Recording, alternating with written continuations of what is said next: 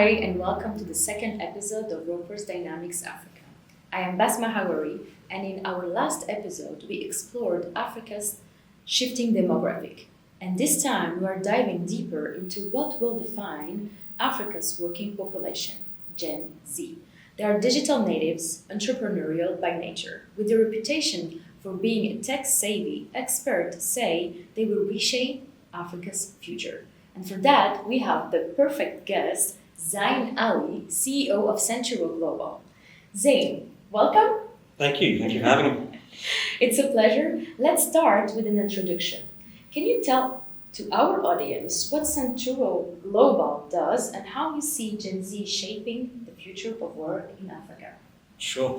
So Centuro Global, we help companies simplify and manage cross-border compliance. So anything they need in terms of immigration, local laws, employment, HR, tax, we utilize AI technology and human expertise to streamline everything. And in terms of Gen Z, I think obviously this is a topic across the whole globe, and I think in Africa it's particularly important because we're looking at a massive continent, 54 nations, and the average age across the whole continent is 19 years of age.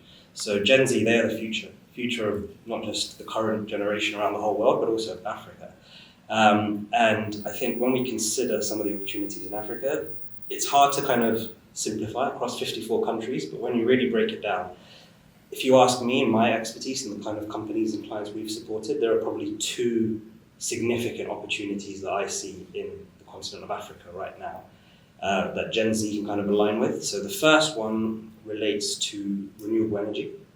So there are 600 million Africans that lack electricity across the continent. So that on its own, that is probably a $10 billion plus industry if that can be plugged. And when you talk about renewables, the biggest opportunity I see is in solar energy. There are a few companies that have kind of appeared in recent years across different African nations.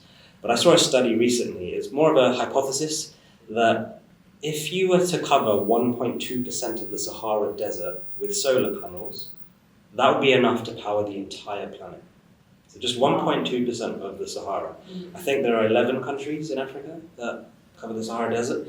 So it sounds good on paper. I mean, in practice, I don't know how it would work. I mean, 1.2%, I think that would require 51 billion solar panels. And again, I don't know what the wider environmental impact would be. But when we're talking about Gen Z, they go by values around social responsibility. They find these sorts of things very important. So if we can find a way to leverage the environment to power not just Africa, but the world, that's a significant opportunity that I think if anyone's listening who is a Gen Z, this is something to kind of look into, explore and see what the results could be. And if you do look at the current world, what are the most booming technologies right now? Artificial intelligence, cryptocurrency, blockchain, all of these forms of technology require a lot of power. So, renewable energy, I think that is the future. It has to be. And so that's an important area Gen Z can tap into. And I would say the second industry, it's kind of obvious, but is telecoms. The reason for that is Africa probably has the lowest adoption of phones worldwide. So I think around 63% of roughly the population across the whole continent have smartphones, but only 37% or so use the internet. So there's a huge opportunity there because when we're talking about Gen Z, you said it in your introduction, they're digitally native, they're the first generation born with the internet. So to be able to kind of take that usage and make it cover the entire continent, I think that's another massive opportunity that aligns with Gen Z and their values. And what kind of businesses do you see making gains in Africa, and how do you think Gen Z will do things differently? So a lot of the companies we work with tend to be more across construction, energy, and technology. And I think there are so many projects across Africa that kind of need smart technology now. The way things have been done hasn't really changed too much in a lot of these industries for maybe 50 plus years. But I guess in the last 5 to 10, things are evolving so rapidly, and tech and Gen Z are kind of at the forefront of that. So I think when we consider ways of doing business, ways of doing construction, renewable energy, those sorts of things, it requires innovation. And the younger kind of Gen Z workforce, they're the ones who are going to bring that innovation, that creativity. And then there's a kind of challenge in Africa where you have older generations. I mean, I myself am a millennial, but you kind of got older generations above that who have been used to doing things a certain way for a very long time, and often they're resistant to change. And I think what Gen Z brings is almost like a positive naivety of optimism, where they're like, we don't really care how things were done before. We're going to find the best way to do things.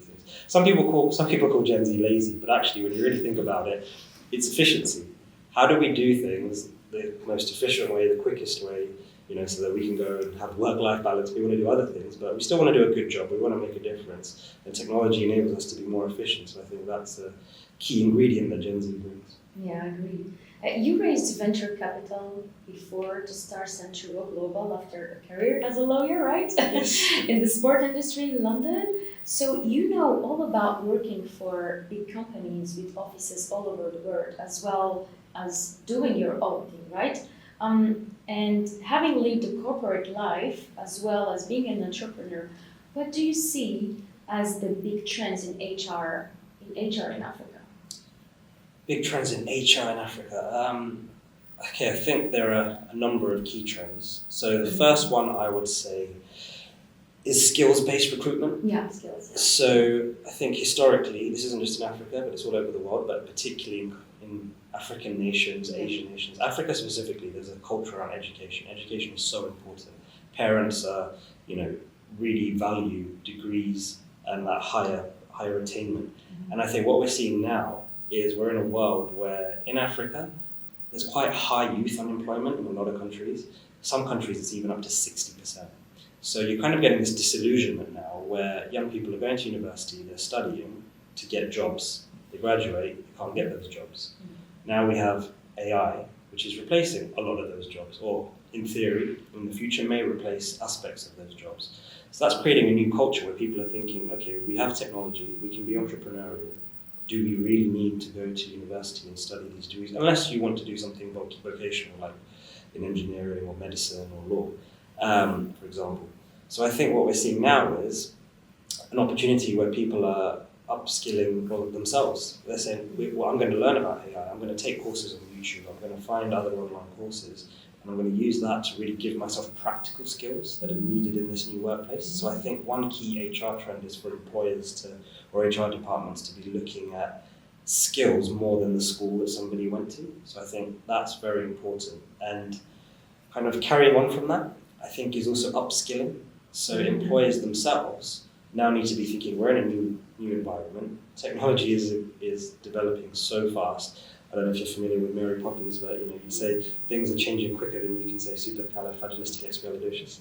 So what you kind of need is to educate and train the workforce in these new technologies, in these new areas. Don't just leave it to them or to educational institutions that are kind of a bit behind.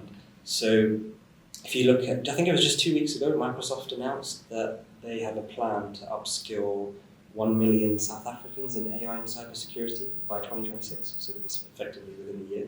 So we need more of that. We need more companies, leading on projects like that. Yeah, and to hire people with the right skills, as you're saying, should HR departments implement, aptitude tested, or what are the pros and the cons of this approach? Of aptitude testing? Yes. So I think there are a lot of pros and cons. I mean, recruiting is very, it's more of an art than a science, I guess. I think there are so many different elements to it. And I think aptitude tests can serve a purpose. I think you shouldn't use it to decide if you hire someone or not, but maybe it sets a baseline that, can kind of contribute. Do they have the right level of intellectual capacity for the particular role, for example? Depends on what the role is. I don't think aptitude tests are the be-all end-all. If you need a lot of mathematical skills, maybe you need to be good at numerical reasoning. So it depends on the role. But I think the key in any kind of hiring is, first of all, do they have the ability? That should be a given. But really the most important thing is hunger and passion. I know you're not going to get that in every role, but some roles are more administrative. But now, I think if you really want to do good at a job, HR should just be looking for people who are hungry, passionate about the company, about the role, want to make a difference. And I think because we're talking about Gen Z, they tend to typically come with energy when they're interested in something, and it's quite obvious when they're not. That's true. What are some of the key challenges when we're talking about global hiring? For example, how do issues like visa, cross borders, compliance impact the process of hiring?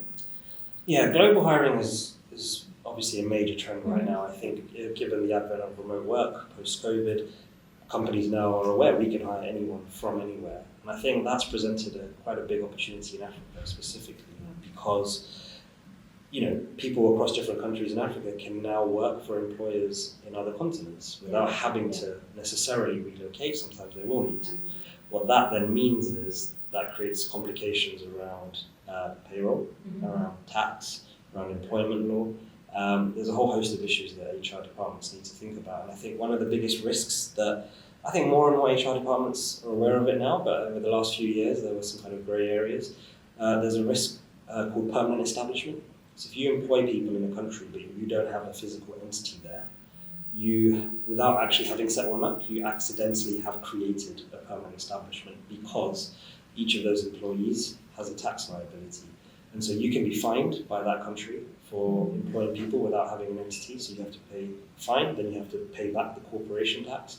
Then those employees have their own relevant income tax. And this is different in every single country. So when you're looking at Africa, it's super complex. And I think one of the biggest challenges in Africa are that a lot of regulations are not transparent, and sometimes decisions are made without any clarity, any evidence, accurate data. So it's very hard to predict what's going to happen. So HR really needs to do their best to prepare and be on top of potential risks. And to have accurate data to take the best decisions. And we're talking about performance. So how can performance be effectively tracked across geographical areas? Performance is an interesting one. I think there's different ways of tracking performance. Ultimately, if you look at how things were done traditionally, people had to have a job 9 to 5, for example. You check in, you check out. Are you working in those hours? If you're not, you're slacking. Now it's a lot more outcome focused. So every job someone has, they have certain outputs, certain goals they need to achieve. So one kind of strategy I find quite useful is OKRs. I'm not sure if you're familiar with them, but objectives and key results. I think Google popularized this maybe 20, 30 years ago. But effectively, for whether it's for the company, whether it's for a department, or whether it's for individuals, you set a number of objectives and you measure each of those objectives by key results, which is different to KPIs. KPIs are more activities and to-do lists, I guess, that you need to do with results attached to them. But I think if HR focuses more on output, what do you want from this individual? What are the key results you want to see? How they go and do it, I think that is mattering less these days to an extent. So I think those kinds of models are quite useful. Thank you so much, Zain, for sharing this invaluable insight. Thank you again to be here with us. So before we wrap up our next episode, we will focus on skills development. So stay tuned.